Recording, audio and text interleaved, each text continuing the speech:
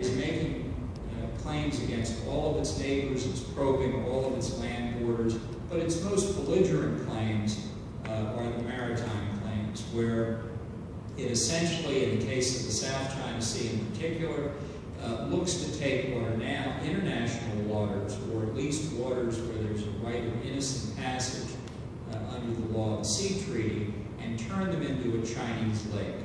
You know, it's not just the rocks and reefs and tiny islands of the South China Sea that are important. It's the undersea mineral resources that China wants control of, and its control of the waterways themselves.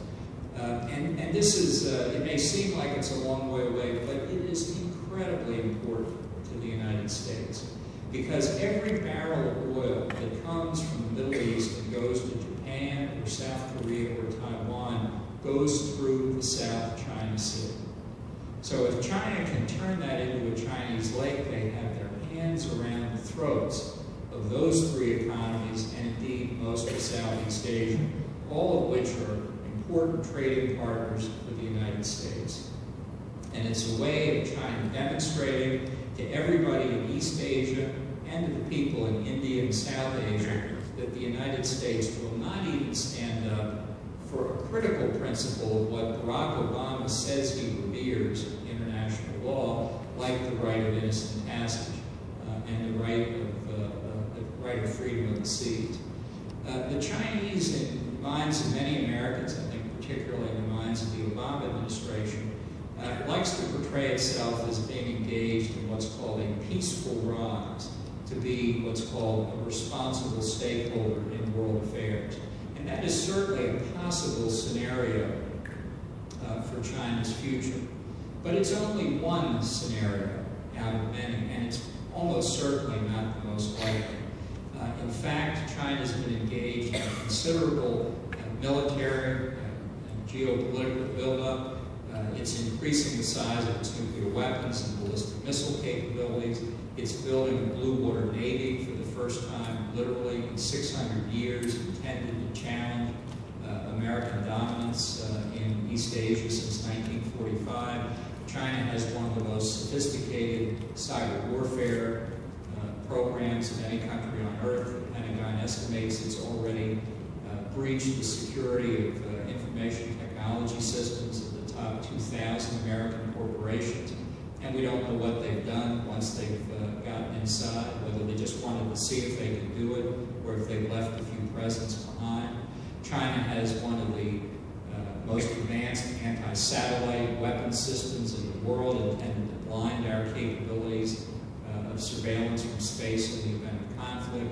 It's focused heavily on area denial and anti-access weaponry to push the Navy back.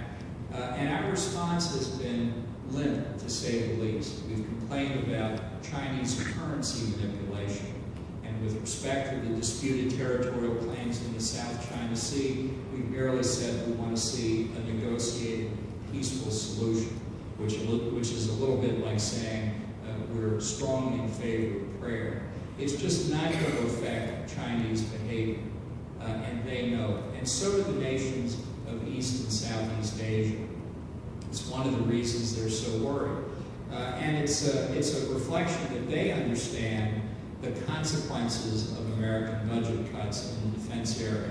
Not just the cuts of the sequester, which came late, but the dramatic cuts in defense spending, ex the wars in Iraq and Afghanistan, which the Obama administration has carried out during its first 6 years.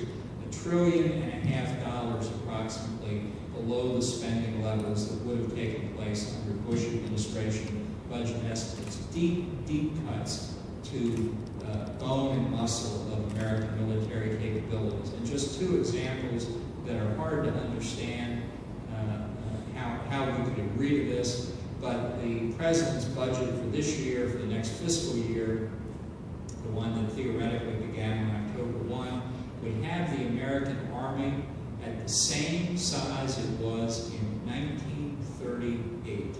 1938. That was a very good year in world history, wasn't it? And yet, that's with all the commitments we have worldwide compared to the size of our commitments in 1938. That would be what our Army is reduced to. At the same fewest naval ships at sea of any point since 1916. 1916. Now, this point came up in the debate in the 2012 election, and Governor Romney made the point that the decline in American naval power obviously made it difficult to enforce rights of free passage in places like the South China Sea. And the president's response was disdainful, as it is so often. He said, but today, unlike 1916, we have aircraft carriers, we have submarines, so that merely counting ships at sea is an inadequate measure. Now, tell that to the United States Navy, but tell that to our adversaries as well. You know, they have aircraft carriers and submarines too, feature that. And if we were fighting ships that were built in 1916, maybe we'd have less to worry about. But our adversaries actually build modern ships as well. So that the hollowing out of the American military, I think, is being particularly felt in Asia, where history never ended, and where the conflict among competing interests is as stark as it's ever been, and the stakes for America are as high as they've ever been.